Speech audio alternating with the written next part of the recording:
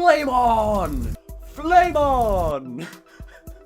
I think people can often forget, on account of them being the campier team compared to the Avengers and X-Men, that the Fantastic Four are insanely powerful.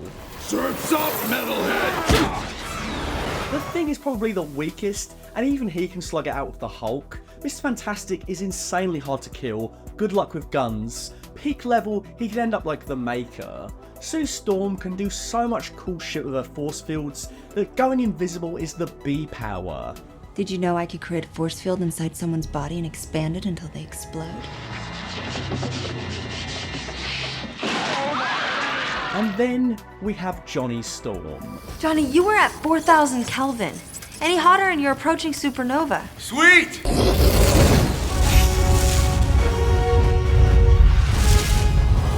Flame on, kid. The Marvel avatar of fire. This dude is powerful as shit in the comics, and his powers were done justice in the 2000s movies. He can go supernova, he can fly super fast, the dude chased down the Silver Surfer and even caught up to him, not to mention surviving the encounter. This guy is not to be messed with. You look at a whole host of the MCU heroes, and they would get absolutely bodied by the 2000s Human Torch. Low diff. If he were to ever die in live action, it would need to be every bit as epic as the death in Fantastic Four 587, seeing Johnny Storm stare down the Annihilation Wave. Mwah! And they didn't even get him. But that's comics. Of course, original recipe Johnny Storm was played by none other than the MCU's Captain America, Chris Evans. What's mad is that back in 2009 when he was announced as Cap, it felt so off. Rise of the Silver Surfer was still in the rearview mirror, and in fact by the time he switched Marvel Heroes, it was only 4 years. That's less time than Doctor Strange getting a sequel or Shang-Chi coming back. The reinvention for Captain America had an uphill battle, but thanks to some underrated First Avenger characterization and a later action rebrand in The Winter Soldier, Evans' Cap rose up to become one of the most popular MCU characters, and the face of the universe second only to Downey's Iron Lad. As the years went by, his Johnny Storm became more and more of a distant memory. As Evans made his mark with Cap, it became impossible to see him as anyone else. I still don't know who I'd want to play Steve Rogers other than Chris Evans. He's up there with Michael Keaton, Hugh Jackman, Robert Downey Jr., Christopher Reeve, just pitch perfect casting. Several actors were considered for the role of Johnny Storm in the 2005 FF movie, including Sean William Scott and Paul Walker. I said forget about it, cuz. Paul Walker I could have so seen in the movie, but I'm not sure the late actor would have had the comedic chops down. Sean William Scott would have been the other way around, almost too comedic. I think he would have made a mean Deadpool if Ryan Reynolds had never done it though. Well, polish my nuts and serve me a milkshake. Thankfully, Evans had the perfect combination of being funny, cool, heroic, and charming. Oh, you're hot. Why, thank you, so are you. Care to join me? Captain America! We all bought him as the ladies' man, and he was a great counterweight to Reed's dorkiness. They're being caused by cosmic radiation, not unlike the kind which gave us our powers. Wow, that's really boring. Reed was awesome, but he was still a massive dork. Wow, you're really smart. Thanks, Candy. That means a lot to me. The action in the Fantastic Four movies, they were alright. Nothing compared to the Spider-Man movies, or Blade, or the good X-Men spots. But one thing is for sure to this day, Johnny Storm got all the best action scenes. Don't even think about it. Never do. What are you doing? Johnny, no! He has 2 great chases, 1 per movie. The first sees him flying for the very first time, yelling his legendary catchphrase, "Flame on!" just in time to dodge certain doom and engage in a thrilling chase with a heat-seeking missile. The movie really captured the Torch's aerial agility and speed, and it's a short sequence, but surely the most memorable action beat from the 2005 entry. But Rise of the Silver Surfer took this chase and amped it up tenfold. Johnny. This is Dolce.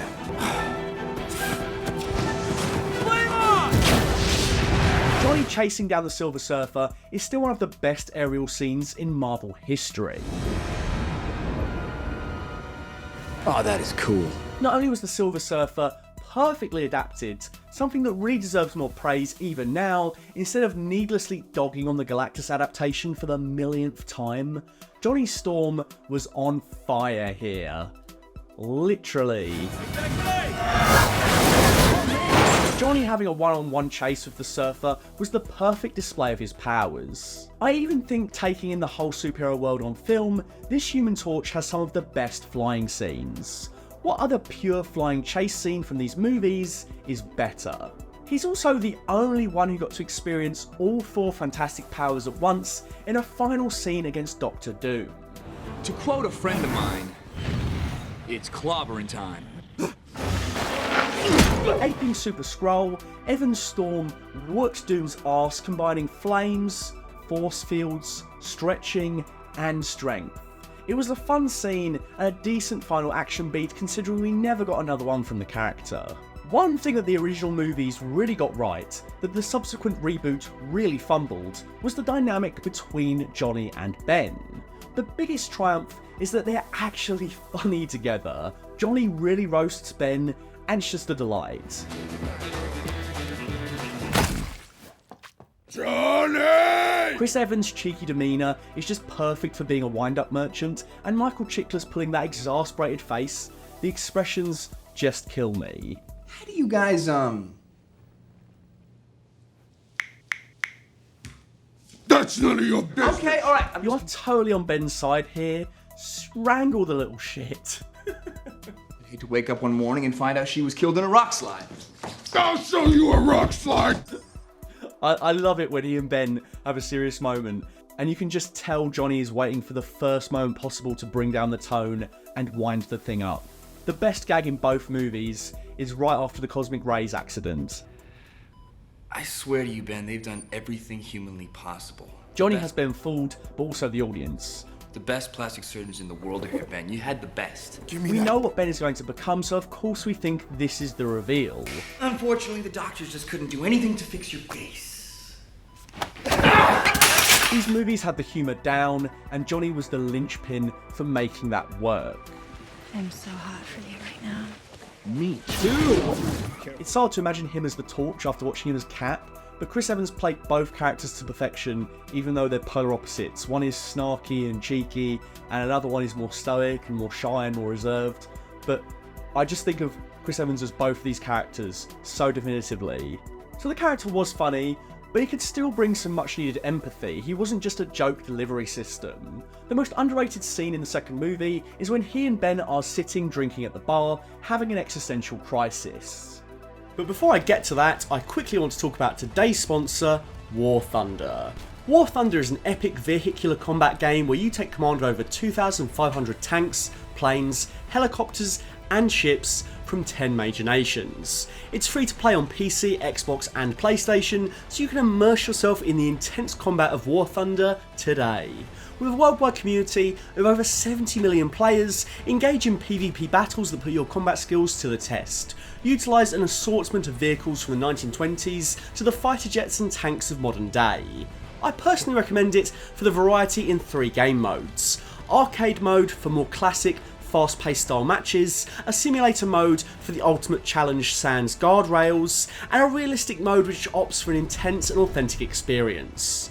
Play War Thunder for free on PC, PlayStation or Xbox now by using my link in the pinned comment or video description. New and returning players that haven't played in 6 months will also receive a massive bonus pack across all platforms that includes multiple premium vehicles, the exclusive vehicle decorator Eagle of Valor, 100,000 Silver Lions and 7 days of premium accounts. It's available for a limited time only, so be quick. But if reads right, and this is it, how you want to spend your last few minutes? Even though he's wisecracking and fun-loving, there is still a loneliness and a sadness to him that makes you root for him. What I meant was that it's just nice to have somebody. And Ben and Johnny are sincerely friends in spite of all the jokes. Well, you got me, pal. I think it would have been awesome to have explored more of his maturity in a 3rd movie to cap off the trilogy, but unfortunately, it never happened. During the development, Evans was vocal in wanting a darker third installment, citing Puppet Master as a potential villain. I think it would have been really cool to have given us a more mature, serious third installment just to tie it off, but alas, much like Spider-Man 4, it wasn't meant to be. I've often felt like the 2000s Marvel movies are in their own shared world, and this Human Torch would pair so well with the Tobey Maguire Spider-Man. Imagine if the Raimi Spider-Man had crossed over with this Fantastic Four. I think their worlds would have been tonally even closer than the X-Men. I could have even just taken Tobey going to the FF for symbiote advice in Spider-Man 3 akin to the comics. Imagine if Venom's weakness in the finale was still sound and fire, and the Torch showed up to lend a helping hand. Superhero movies just weren't built like that back then, but it totally would have happened if Spider-Man 3 was made today. 10 years after the first Fantastic Four, and 10 years before the MCU's iteration, Fox tried again with Fan 4 Stick, possibly the worst superhero title of all time. I know it's supposed to be called Fantastic Four, but really, who says that? It's Fan 4 Stick all the way. This movie was infamously plagued with production issues, and the final cut was disavowed by Josh Trank on Twitter the week it came out, leading to what was basically the self-destruction of his career. When watching the final product, it's easy to see why he was so heartbroken. This film is a mess. It commits the worst cinema crime of all. It's boring. Mind-numbingly boring.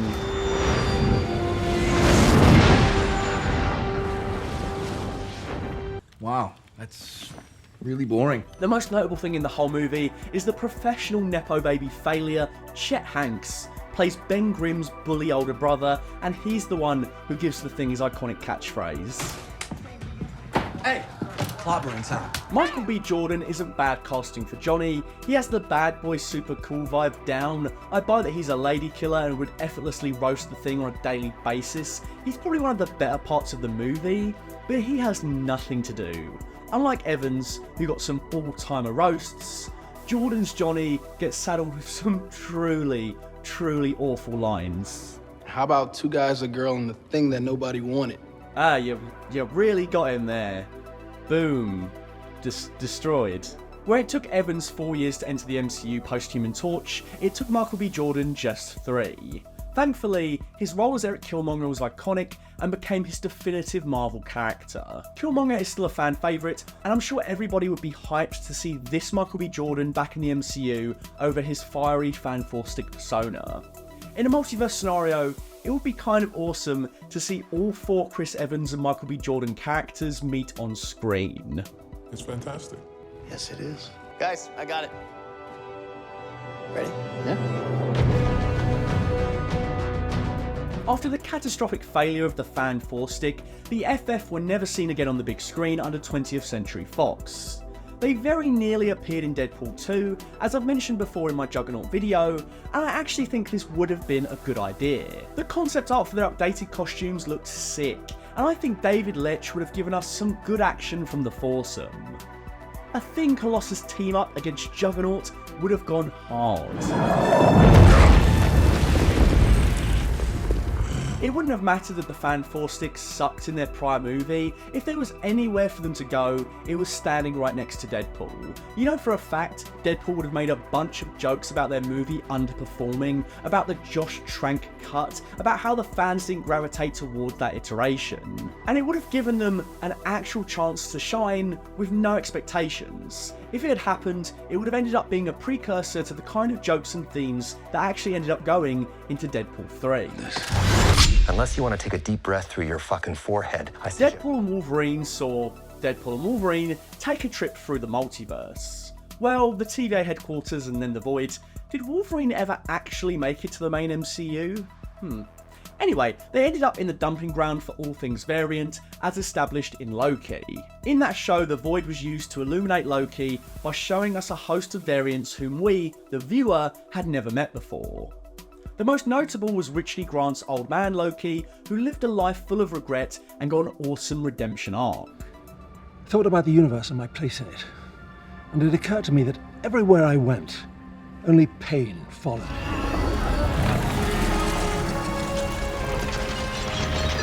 The Void was ripe for more multiverse storylines, as it provided an ample explanation for why we might find pruned versions of recognisable MCU favourites. or incarnations of heroes yet to make it to the shared universe model. So of course we got Blade, Elektra, Gambit, and a bunch of recast heavies, but before all that, we got a fantastic first step. What the shit? Deadpool recognises the voice and trousers of a certain Marvel favourite. Wolverine is dumbfounded, but the Merc with a Mouth is ecstatic to see the face of Chris Evans, meaning only one thing: Cap is back, except he says, "Flame on," and launches into the sky. So yeah, I feel like the second we revealed his face and we saw it was a brunette Chris Evans, it was hugely signposted that this was going to be the Torch and not Cap. After years of multiverse speculation, Marvel finally did it and brought back the original role that made Evans a Marvel household name. His costume is a humorous combination of Cap and Johnny, although the Fantastic Four part is markedly different to his original threads. The logo is now in the middle as opposed to the side, which is a nice touch for purists who never got to see it 20 years ago. I'm sure this was more of a budgetary thing, but I feel like the whole 2000s Fantastic Four could have been with Evans and the Resistance. Michael Chiklis, Jessica Alba, and Ewan Grufford. My main reasoning is this: with a new FF movie on the way, there's not much room for this team to get any kind of lip service beyond a Portals cameo in Secret Wars. Surely the newly formed FF will be centre stage, whereas legacy heroes like Wolverine and Blade won't be competing with any other versions. If that's the case, then Deadpool and Wolverine was really their only chance to get a proper supporting role and some proper closure. I've got a better idea. I'm sure, like many of you, it was pure joy to see this variant of the Human Torch back on screens, but unfortunately, he got completely and utterly nerfed. The guy who once went toe-to-toe with the Silver Surfer and Doctor Doom got used for groin gags and some naughty swear words. Although admittedly, hearing him talk about Juggernaut's Juggernauts was hilarious, and it's one of the best post-credit scenes we've gotten in quite some time. I never thought I would see the 2000s Human Torch meet the 2000s Pyro, but here we are. This is the joy of the multiverse. What could have been a cool fight got reduced to an absolute pasting by the mutant. Again, the guy who fought Silver Surfer and Doctor Doom got owned by a B-list Brotherhood member. Aaron Stanford, returning to Pyro after 18 years, detailed the development of the fight in an interview. He revealed that it was going to be a more full-on epic battle before plans were scaled back. I think the initial idea was for it to be a real struggle, a real battle between two superpowers. But as we were filming, I realised that for Pyro, it's not a battle because this is what he does, and he has now found himself up against the ideal opponent because it's not a struggle. For him, this is the easiest thing in the world. Anybody else he was up against, it would be difficult, but for him, this is like a snap. So we figured out, alright, he should suck all the flame out, and then he just winks it out like it's nothing. Maybe you should go back to school. Look, I get the thinking, I do. It all makes sense on paper. The problem is that the Human Torch is simply way more powerful than Pyro. Both are formidable manipulators of fire, there's no denying that. Pyro's powers wouldn't be anything to scoff at, and he's done plenty of damage in the comics and the movies. But we're comparing him to the Human Torch here. This is like the T-800 meeting the T-1000. Yeah, they're both Terminators, but one of them is out of their depth. Pyro's defining trait is that he can't create the fire. He needs flamethrowers and the like to be capable. Johnny can create fire in the vacuum of space. He can go hotter than the sun. There is no way Pyro should be able to suck all of the flame out of him. It should be a stalemate at best. So Johnny gets bitched up by Pyro, but I'm sure things are on the up from there, right? Right? Right? Or no, as we all saw, Johnny got demolished by Cassandra Nova. She did things Spider-Man 2's Doc Ock could only dream of. Or I'll peel the flesh off her bones. Our boy got so wrecked, it's not even funny. I mean, it is funny. It is funny. But it's a little sad for us 2000s FF kids, you know? It still hurts just thinking about it. This is probably a hot take, but the death of Johnny Storm in this manner hurt me 1,000,000 times more than desecrating Logan's grave at the start of the movie. Maybe that was because we all knew it was coming, and it's really only a visual representation of the desecration that's going on by bringing Hugh Jackman back anyway. Like, Logan is no longer what made Logan Logan, so Who cares if Deadpool dances on his grave? Literally. It's also saved by the fact it's a fun opening. I especially like seeing Wade struggle to use the claws, stabbing himself and then getting the claws jammed. Johnny, on the other hand, that's supposedly the same Johnny I grew up with. The same fun-loving, badass, smooth-talking superhero from 2005 and 2007. The one who never got a Logan-style ending, or an Endgame-style ending, or any kind of ending. That's the guy that gets skinned alive after begging for his life, after years of being trapped in the void away from the other FF. Please say it ain't so. He's literally the only legacy hero in the movie who doesn't get an ending. Maybe I would forgive it if all the other legacy characters got unceremoniously killed, but Blade, Elektra, Gambit, X-23, they all rock up to Cassandra's Paul Rudd fortress and not only get to kick ass, they not only get their skin peeled off when it could so easily happen to them, they even get a nice little musical moment as a life eats them. Even if they had died, it would have been a respectful way to go out. But no, they don't even truly go out. They all survive, X-23 gets to have dinner, Gambit gets a portal home, Blade is possibly getting another movie. This could have been for all of them, but it wasn't.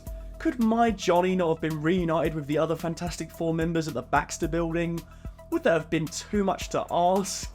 Concept art showed him and the whole Resistance were at the fight at the end, taking on the Deadpool Corps. I wish it had happened this way. The whole Resistance should have come along for the final fight, and imagine if Affleck Daredevil, Evans Torch, and Nick Cage Ghost Rider had been there.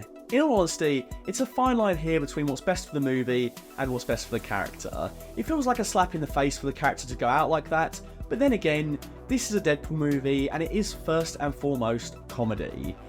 It is unfortunately very funny that Johnny Storm begged like a bitch, and then got unceremoniously murdered, and then it got revealed he really did badmouth Nova in one of the best monologues of the whole damn MCU. But damn, I still can't help but irrationally weep. The only way I can square it off in my mind is to say that this Johnny Storm is a variant, because he is so different to the old Johnny. Different look, different temperament, different style. It's the easiest way out to think it's a version like 2000s Johnny, but not quite 2000s Johnny. Of course, the whole point of the multiverse shenanigans is to have old characters reunite with the audience and meet the new guards. There was speculation in the lead up to No Way Home that the villains would be variants to explain away their deaths, and I thought that would have been a cop-out. So I have to think that him not being 2000s Johnny would be a cop-out here too. We want the actual versions of the characters we know, not just their faces. So I'm sure that really was meant to be the same Johnny, and the same Reed he mentioned when the group were imprisoned. Does that mean that the rest of the team perished in the void? Or that they lost Johnny and never saw him again? Either way, I suppose I got my third dark installment of the FF movies after all. Will Chris Evans' Johnny remain the GOAT Human Torch? It remains to be seen. Joseph Quinn is a fine actor. I'm not sure he has the cocky angle needed for Johnny, but as with most comic book casting, you just have to wait and see. He could surprise all of us with a pitch-perfect Johnny Storm.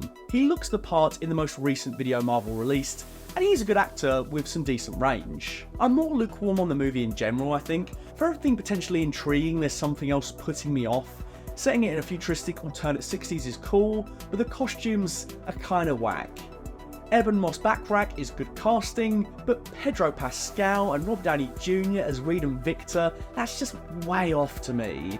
Finally, giving us an A-list team is good, rather than another Disney Plus show on a one-off villain like Agatha Harkness, but the fact that the FF's first MCU movie is coming directly before Avengers Doomsday makes it all feel very rushed. It remains to be seen how it will turn out, but we know that for the next 3 consecutive summers, the Fantastic Four are going to have a big on-screen presence. But what of Chris Evans and his Johnny Storm? Well, I think it's more likely that we'll get Captain America back than Johnny. With Robert Downey Jr. back, Evans' eventual return in a starring role is inevitable. I think there's a good chance we're looking at a multiversal team of MCU Captain America, Wolverine, Spider-Man and Blade, alongside the new Avengers, the new Fantastic Four, and I guess the Thunderbolts will be there too. Who really cares about that? On his reunion with Johnny, Evans had this to say: I got to revisit a character that I love dearly, that I wasn't sure if I'd ever get to revisit because it's in the very capable hands of another actor now, and I'm sure Joseph Quinn is going to be incredible. This was a fun way to play outside the boundaries and colour outside the lines a bit. We had such a good time, and it was such a beautiful experience. What did you think? Did it bother you that Johnny Storm got nerfed? Did you have affection for the old FF films, or is Full Fat just getting old?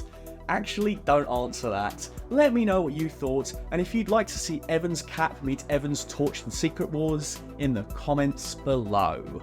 Again, thank you to War Thunder for sponsoring this video. Don't forget to play it for free on PC, PlayStation or Xbox now by using my link in the pinned comment or video description. New and returning players that haven't played in 6 months will also receive a massive bonus pack across all platforms, including multiple premium vehicles and other goodies. Available for a limited time only, so make sure not to miss it. If you want more of these character breakdowns and Marvel videos, then please subscribe for more. You can also get updates on new videos by joining the Patreon for free, and you can get exclusive goodies like early access and the podcast by joining any of my paid tiers. A big thank you to my Full Fat tier patrons Dr. Chike, Nathan Shaw, Mike Nandu and Neil Verma. I'm so chuffed you guys are supporting the channel like this, and your contributions are hugely helpful to keeping the channel shipshape. You absolutely rock, and I can't thank you enough.